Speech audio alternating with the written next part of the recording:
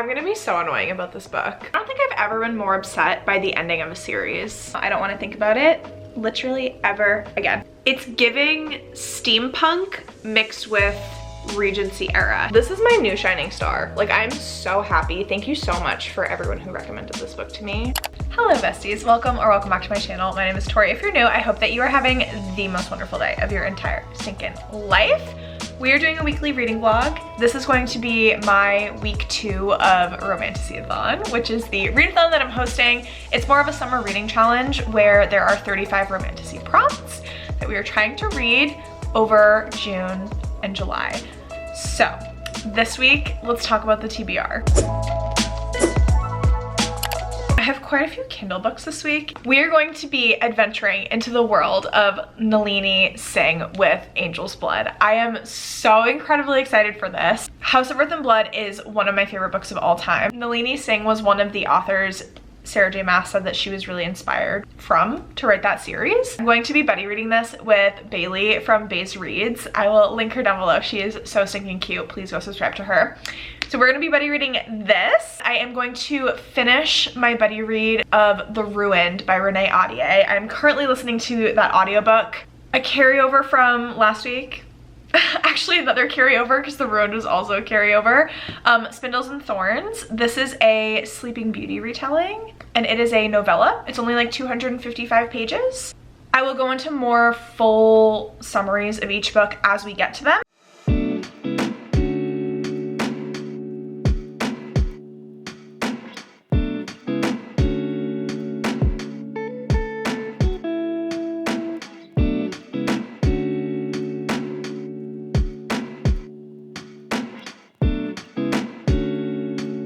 I am only on chapter 3. Like, I literally just made it to chapter 3 and I needed to do an update because I already have so many thoughts about this. First being, the writing style is a lot better than what I was assuming it was going to be because this was published quite a while ago. I thought it was going to be a lot more cringy. My edition says 2009. The writing is really good in the first 2 chapters. I can absolutely see the inspiration that Crescent City took from this. It talks about like an angel tower. The angels have a lot of power. I mean, they have what seems like all of the power. The interaction between vampires and angels in this is very intriguing right from the very beginning. I so far like Elena, and we just got introduced to Raphael, who is the archangel that is like the most powerful.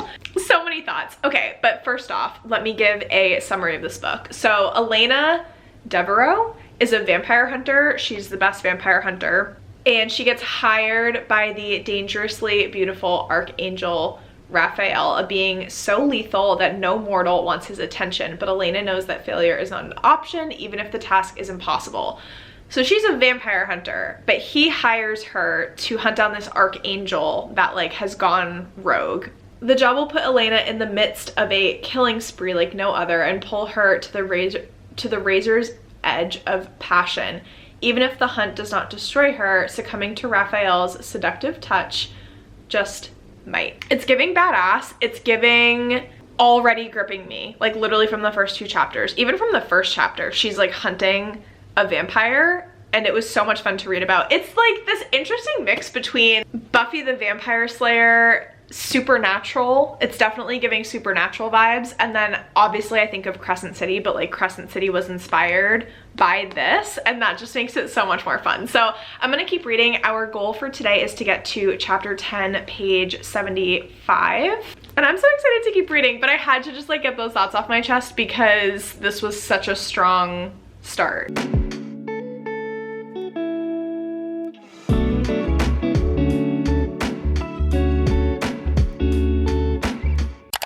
I'm gonna be so annoying about this book and I apologize in advance, but like I'm actually obsessed with it.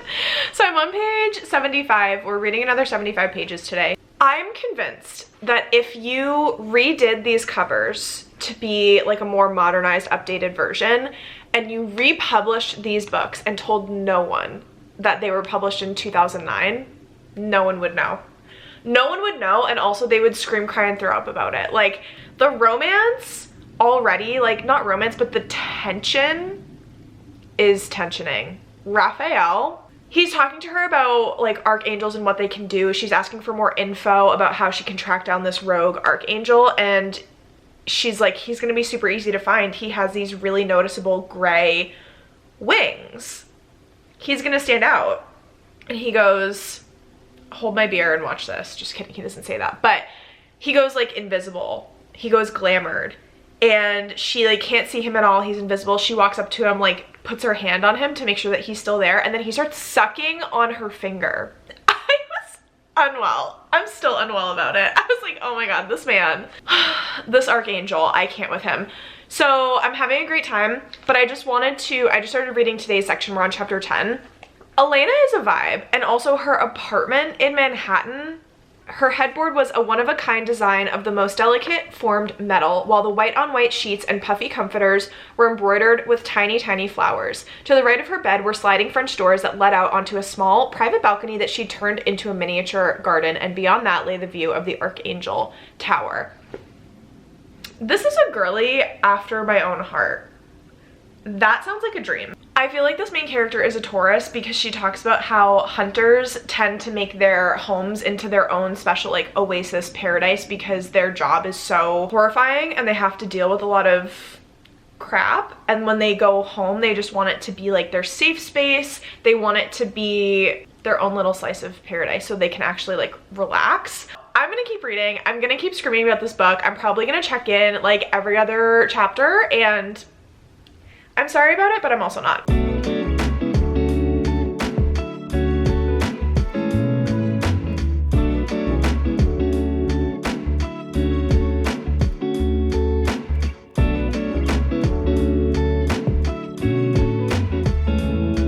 I know that every update, I just continue to say that this book is so entertaining and I'm having the best time. But this book is so entertaining and I'm having the best time. They are playing this game of like cat and mouse, which is so much freaking fun. Like he's hunting her because he's so pissed at her, and she was like in hiding, but now she's kind of running away. He found where she was and she left this note for him that said, "You want to play, Angel Boy? Then let's play Find Me." What an icon. And he's like one of the most powerful archangel beings. He's like godlike in terms of his power. And she's like, "You want to play, Angel Boy?" Period. She's giving Bryce level energy, but I know that Bryce probably got her energy from Elena. Like I'm just obsessed with her. And then I just have to read this because I'm actually freaking losing it. She's like thinking in her head and he can read her thoughts, and also like mind control, which is crazy. She keeps thinking like he's so beautiful, and he goes, "Most women see cruelty in me, too much for beauty." Caught short by that apparently honest assessment, she found herself staring at him with new eyes. Yes, there was cruelty in him. He wasn't pretty, he wasn't handsome, wasn't anything so tame. He was dangerous and strong, the epitome of what appealed to her hunter senses. All her life, she'd been too strong, too fast, too unfeminine for human men. They liked her, but after a while, most claimed she made them feel emasculated. She never let on how much that hurt, but it did. It hurt like a hell of a lot. But she wasn't this tiny doll like Beth. She was definitely very female. She appreciated the male of the species, most especially this male. "You're capable of cruelty," she agreed quietly, "perhaps even horror, but you haven't crossed over into evil." I'm currently on page 134. I want to get to page 150 before I give an update because that was our section for yesterday. And then I think I'm going to read a little bit more of this. I'm going to be finishing The Ruined today, and we're going to be starting a new book. So I will catch up in a little bit with lots of updates. I just finished reading The Ruined. I don't think I've ever been more upset by the ending of a series. Like I'm actually viscerally upset.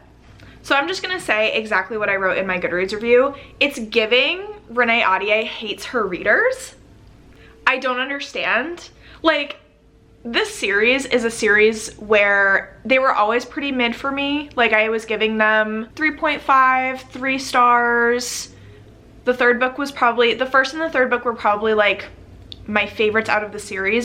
The conclusion of the series, it was so awful, and the way that she did our characters, I've never seen a worse destruction of a character arc besides Celine. Like, Celine is the absolute worst. And it was weird because it was written as though, like, you're supposed to like her. She's the protagonist. The last book, she, like, becomes the villain. And I'm not sure, like, I'm really questioning if that was intentional or not, because Renee Audier was writing from her POV, trying to make us understand her feelings and her motivations, trying to get us to be, like, on her side, to offer that level of understanding. I didn't relate a damn second. I thought that she was out of her goddamn mind. I just kept waiting for her to come to her senses, and she never did. Not only that, she took it so much farther than she needed to, that Celine becomes the villain and you just hate her and you never get, like, your comeuppance as the reader. On to bigger and better things. On to Angel's Blood, which is giving me and breathing life into me while I had to balance it with this absolute garbage trash of a book. I'm never usually this visceral, but, like, I actually hated that with my entire heart and soul. The majority of that book was giving mid. It was giving Celine was an annoying main character, but that was pretty much on par with all of the other books. The ending angers me. So I'm gonna go take a breather. I'm gonna go watch some Twitch streams and just chill for a second. And then we're gonna start to read Angel's Blood, and then we're going to decide our next book, because I've been reading about 2 books at a time and I find that it is working for me. So that's positive. Let me see what number book this is. This is my 5th book for Romantasy-a-thon. I used it as my first or last book in a series prompt. That's all I'm gonna say, because I'm done talking about this book now. I don't want to think about it literally ever again.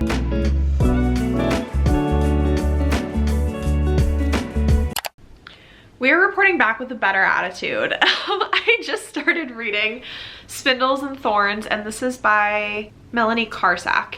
This is a Sleeping Beauty retelling that has a very unique twist to it that I'm really appreciating. I'm trying to find retellings now that really have their own flavor, their own spice to it, and it's not just a super literal retelling. So this is interesting because it takes place during the time of Queen Victoria. Queen Victoria in England is, like, young and she's looking for a husband. It's giving steampunk mixed with Regency era. So our main character, her name is Aurora, obviously, but in this one she has a twin whose name is Aubrey. He's a boy, and when they were very young there was this curse put on them. Their parents, by this really strong magician, their parents had to break the curse, but in order to do so they had to die. So their aunts have raised them. And now our main character, Aurora, is attending the London season. She is on the search for a husband, but she's very young. She's like 17. I think that she's turning 18 soon. But the thing about this curse is that before they turn 18, they were going to be put into, like, an enchanted sleep that no one could ever wake them up from. Thankfully, their parents saved them from that. She's pretty close to turning 18, and she has this, like, intrinsic fear that something is still gonna happen with the curse. She has found, finally, someone that she's interested in courting. He's very sweet. He's very cute. I really enjoy the dialogue so far. However, the interesting thing is that Queen Victoria is interested in the same suitor as Aurora, and so I'm very curious as to how that's gonna play out. We have some, like, secret societies going on in the background. I am 36% of the way through, having a wonderful time. They're currently taking rides on, they call them airships, but there's, like, a balloon element to it, so I'm imagining blimps, because I feel like those were invented around this steampunky time period. I feel like this is my first steampunk-esque book that I've really read. I think maybe, like, Six of Crows is a little bit of that, but, like, not too much. I am thoroughly enjoying it. I find it unique, I find it refreshing, and also this book only has like 148 reviews on Goodreads. It is very well written. This writing style reminds me of Tasana Odette, where it's very easy to get into. You kind of just fall into the writing. It's beautiful, but it's not overly wordy or overly descriptive. I'll chit chat to you in a little bit when we have finished some books. I have some exciting reading updates. I haven't finished a book yet. I think last time I said I will check in once we finish some books. I read 100 more pages of Angel's Blood, so I'm now on page 250. I have less than 100 pages left of this. The plan is to finish her today. No thoughts and feelings have changed. I'm still having the best time of my whole life. Honestly, when I read this book, it doesn't feel like I'm reading. What I'm realizing about myself is I need to read more urban fantasy. Like, one of the things I really, really loved about House of Earth and Blood was that urban fantasy setting. I believe that was the first urban fantasy I had ever read. So I need more urban fantasy recommendations. If you've read any that you've really, really loved, please leave them down below. Looking through my want to read list, I don't even know if I have any urban fantasies, to be honest. So I definitely need more recommendations. I am obsessed with the tension. So like, nothing has happened yet between them. The tension is tensioning, and we're also getting a murder mystery because she's hunting this like archangel gone bad. It gets very detective-esque.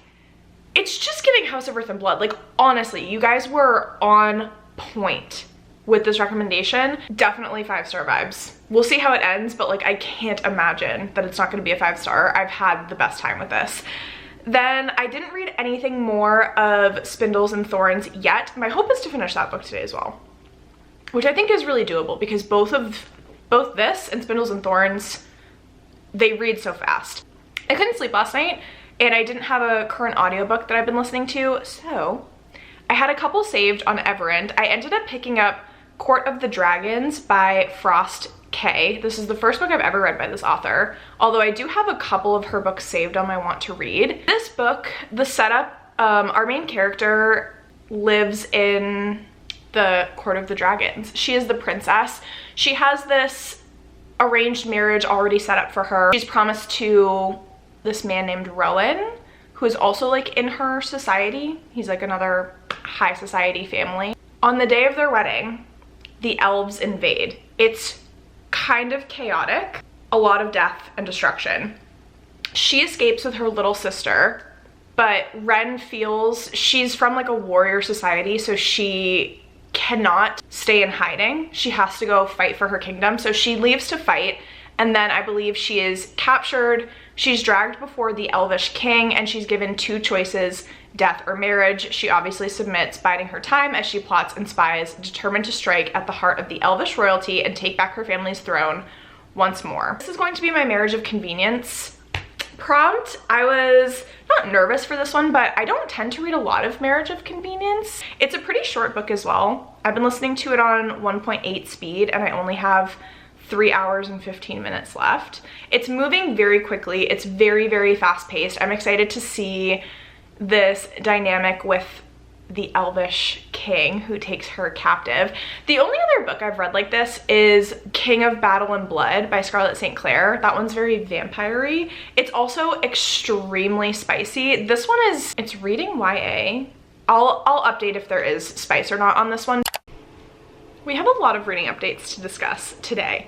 This is what happens when you decide to read 3 books at a time. A physical book, an audiobook, and a Kindle book. We finished Angel's Blood, 5 stars, which we predicted. I think this is one of my favorite books that I've read so far this year. New to me author, new to me series. Y'all recommended this book to me for so long, and I formally apologize for taking so long to read this book. I just had the best time. I didn't feel like I was reading. I was so excited to pick it up again when I had put it down. You can't ask for anything more. I thought the plot was so entertaining. I loved the plot twist at the end. It's so good. I am definitely going to pick up the second book very, very soon. However, I do need to start following my actual TBR for the month a little bit more closely. So I can't pick the second one up in this vlog, but it will be in a vlog upcoming. I made it to 50% in Spindles and Thorns, maybe a little bit over 50%.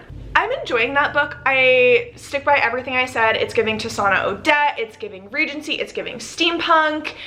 I do feel for a novella it's moving a little bit more slowly than what I would like. However, now that we're at the halfway point, I am hopeful that the second half of this book is going to move a lot more quickly. We've just gotten a lot of setup so far, which is surprising because it's a book that's only like 250-ish pages. So it's like, get me to the action, get me to what we've been setting up, because like I'm interested in it and I want to like see what happens with it. The last book that I have an update for is The Dragon Court, which is the audiobook that I've been listening to. Excuse me, Court of Dragons by Frost K. I only have an hour left in this audiobook. I'm at 74%, so I just wanted to give a quick update before I actually finished it because I feel like I only gave you the synopsis for this book and not much else. For as short as this book is as well, I was hoping that we would get a little bit more action. However, this book starts off with a lot of action, a lot of violence, a lot of chaos, and then we get into our main character being a captive with an arranged marriage slash marriage of convenience like I spoke about. So the majority of what I've read, the majority of this book is her being a captive. I find her interactions with dragons interesting. She, like I mentioned, is from this like warrior tribe of people that is from the Dragon Isles, and their people have learned how to communicate with dragons. She raised a dragon from a little egg when it hatched. She communicates with dragons by singing to them, and she's trying to like forge additional connections. She's trying to maneuver her way out of this situation. I'm not the biggest fan of her characterization. I find that the characters in this book overall, none of them are very strong. They all play a very basic role in the story. They don't have a lot of backstory. I don't feel super connected to any of the specific characters, but I'm interested enough in the world and the plot to keep going with it, if that makes sense. I'm not usually like that. Usually it has to be really good characters. I have to be interested in the characters, and you can do whatever the heck and bob you want with the plot, and I'm just like along for the ride because I love the characters so much. This is a complete 180 from that, but I will let you know final thoughts once I finish that one. I feel like these books are so short, it's tough to give big updates on plot. We are here to close out this reading vlog with some exciting final updates, I think. So I finished Spindles and Thorns. I ended up giving it 4 stars. I was not expecting the ending. In my last check-in for Spindles and Thorns, I had said, you know, we've had a lot of setup in this first half. I'm looking forward to getting the answers to all of this setup.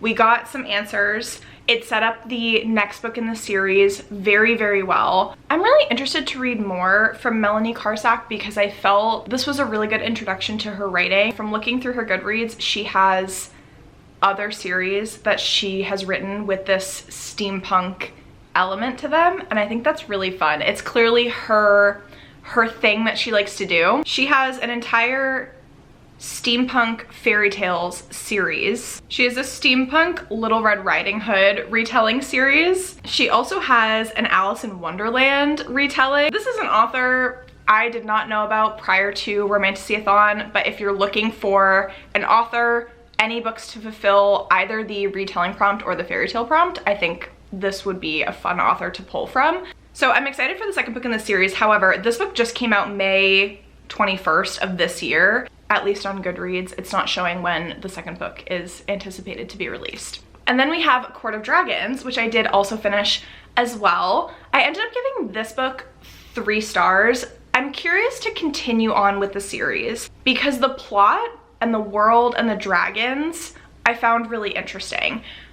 What fell a little bit flat for me in this one were the characters, which I think I talked about. They're all extremely surface level. I didn't feel very attached to any character in particular. None of them really stood out from the crowd. They all blend together a little bit. However, I do understand it can be difficult to create depthful characters in a novella because this book was under 300 pages.